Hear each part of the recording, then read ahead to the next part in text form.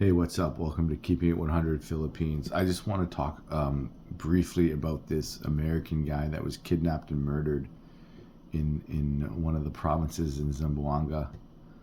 And some of the reaction to it. There seems to be a lot of victim blaming going on.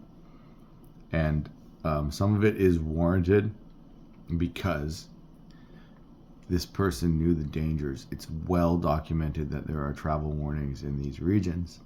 It's well documented that Islamic extremists and terrorist groups operate in these regions.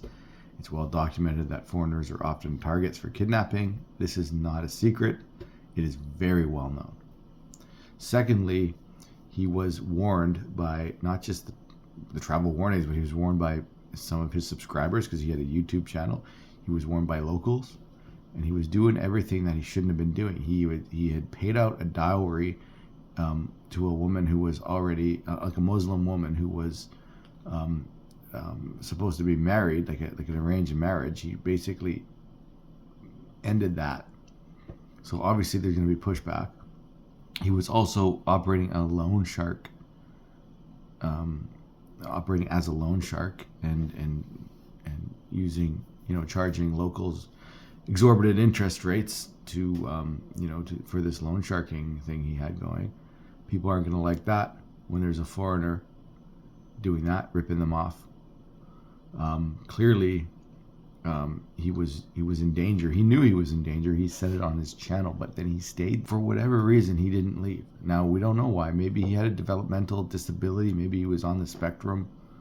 Because people that are on the spectrum, one of the symptoms is that they do not really understand sometimes the danger that they can be in.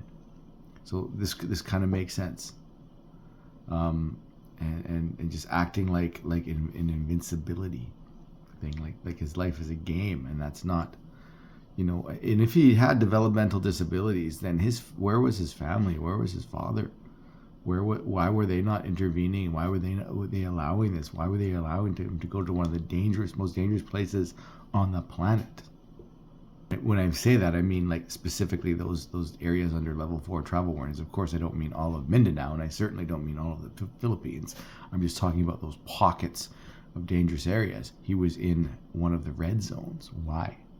The Philippines has 7,000 islands. Why the hell do you go to a few pockets where there are dangers? Why?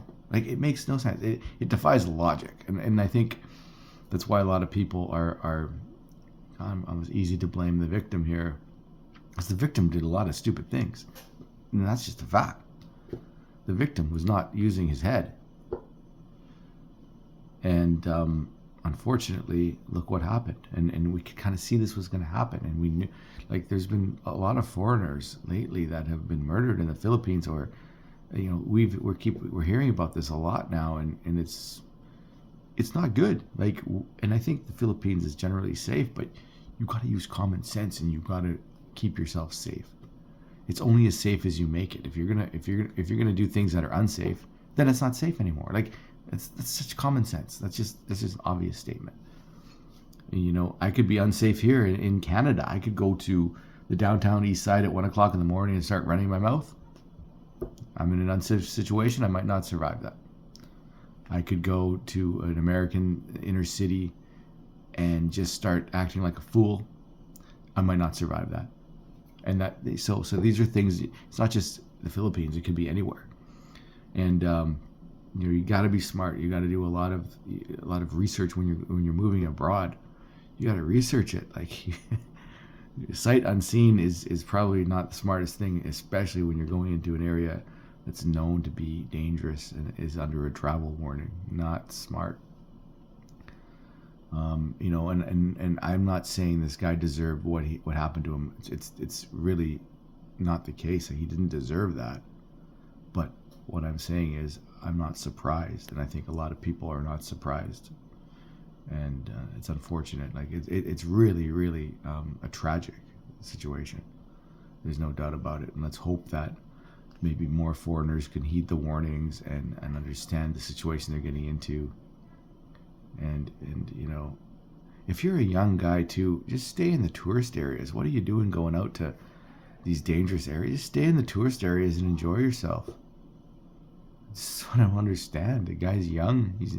He's not exactly ugly. He could go be like a passport bro. Or why on God's green earth was he in that area and doing what he was doing? It defies logic, and it's really sad. Like, it's unfortunate, of course, but anyway, that's my 2 cents. Everyone else has talked about it, so that's my 2 cents on the subject. Thank you for watching. Please like, share, and subscribe. Let me know what you think about this too.